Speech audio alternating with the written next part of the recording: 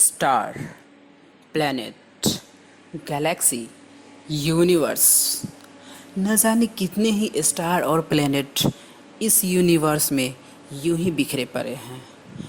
परंतु हमें ये कैसे पता चलेगा इस अनगिनत नंबर ऑफ स्टार और प्लैनेट में कि कौन सा स्टार है या कौन सा प्लैनेट है। हमें दोस्तों पता है कि तारा यानी कि स्टार के पास खुद का लाइट होता है, परंतु ग्रह के पास खुद का लाइट नहीं होता है। परंतु अगर हम अपने पृथ्वी पे बैठे हैं और इस अनगिनत यूनिवर्स में फैले हुए स्टार और प्लैनेट में से कौन सा स्टार है प्लैनेट ढूंढने की कोशिश कर रहे हैं, तो वो हम कैसे डिटेक्ट कर सकते हैं। दरअसल मोस्टली स्टार और प्लैनेट एक साथ जुड़े होते हैं। जैसे कि हमारे सौर मंडल में स्टार सन के अक्रॉस ढेर सारे planet including Prithvi, total number of 8 planets जो कि रिवॉल्व कर रहे हैं। इसी प्रकार से और भी दूसरे स्टार के अक्रॉस प्लैनेट्स रिवॉल्व कर रहे होते हैं। सपोज़ कि कोई प्लैनेट एक स्टार के रिवॉल्व कर रहा है और हम पृथ्वी पे कोई टेलीस्कोप द्वारा ये डिटेक्ट करना चाह रहे हैं कि कौन दोनों में से स्टार है और प्लैनेट है। तो जब भी स्टार और प्लैनेट एक दूसरे के सामने आएगा, तो जब प्लैनेट पीछे हो और स्टार सामने फ्रंट पे हो हमारे करस्पॉन्डिंग, तो लाइट हमें फुल डिटेक्ट होगी, हमारे पास लाइट स्टार से आ रहा होगा। परंतु जब रिवॉल्व के ड्यूरेशन में जब स्टार पीछे हो और प्लैनेट आगे हो, यानी कि प्लैनेट हमारे फ्रंट व्यू हो, तो उस समय स्टार से लाइट आ रहा होगा परंतु प्लैनेट से नहीं। इस वजह से प्लैनेट जो लाइट डिटेक्ट कर रहे थे हम लोग कंटिन्यूअसली अपने टेलीस्कोप द्वारा, उस लाइट के इंटेंसिटी में फॉल होगा, यानी कि कम हो जाएगा। और ये डिपेंड करता है उस प्लैनेट के साइज़ पे कि कितना इंटेंसिटी में फॉल होगा। तो जैसे ही फॉल डिटेक्ट किया गया है, इसका मतलब है कि अभी जो हमारे सामने में है वो प्लैनेट है, यानी कि ग्रह है, और जो पीछे में है यानी कि बैक साइड में वो स्टार है। क्यों? क्योंकि स्टार के पास लाइट होता है, प्लैनेट के पास नहीं होता है। प्लैनेट के पास अगर खुद का लाइट होता तो इस समय लाइट की इंटेंसिटी में कमी नहीं होती, जैसा कि पिछले केस में हुई थी। क्योंकि जब स्टार हमारे सामने में होती है और प्लैनेट पीछे में होती है, तो उस समय में लाइट की इंटेंसिटी में कोई डिफ्लेक्शन नहीं ऑब्जर्व किया जाएगा हमारे टेलीस्कोप द्वारा। लेकिन जब प्लैनेट फ्रंट में है तो ऑफ कोर्स स्टार की लाइट को ये फॉल कर देगा, ये इंटेंसिटी को कम कर देगा। तो इस प्रकार से हम बता सकते हैं कि कौन सा स्टार है या प्लैनेट।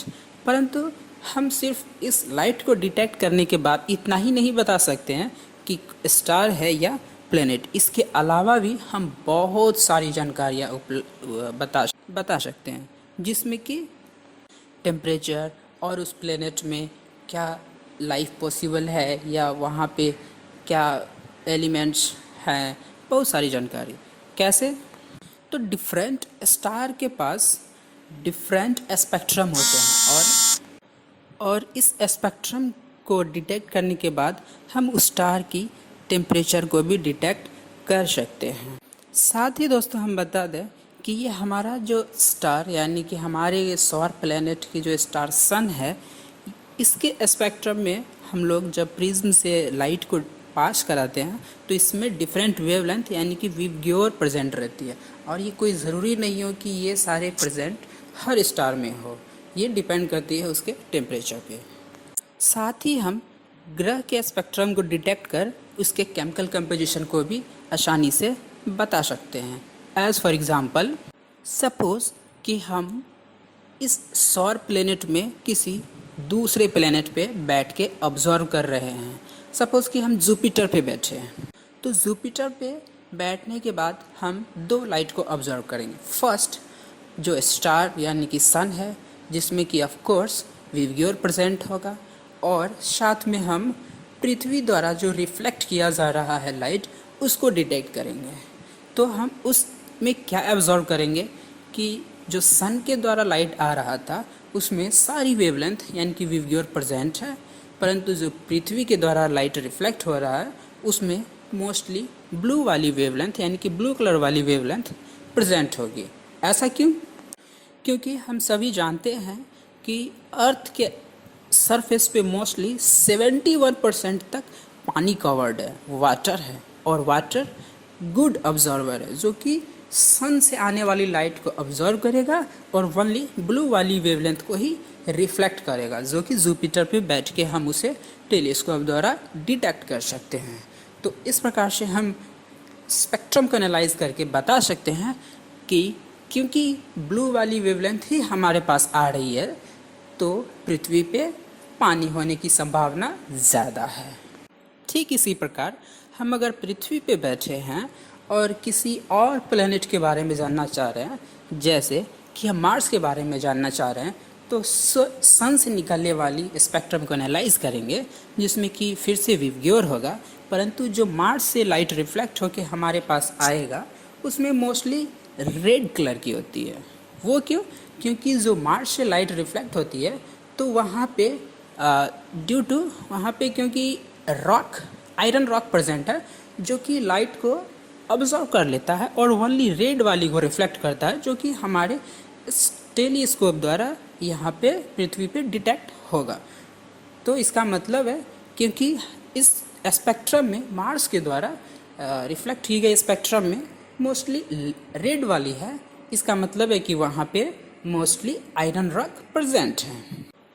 और इसी प्रकार से हम इस यूनिवर्स में दूर दूर तक फैले हुए स्टार और प्लेनेट के स्पेक्ट्रम को एनालाइज कर, उस डिपेंडेंट प्लेनेट के स्पेक्ट्रम को एनालाइज कर कौन सा ग्रह है, तारा है, ये बता सकते हैं, और साथ ही किस ग्रह में किस केमिकल कंपोजिशन का ज़्यादा प्रोबेबिलिटी है ये भी हम डिटेक्ट कर सकते हैं।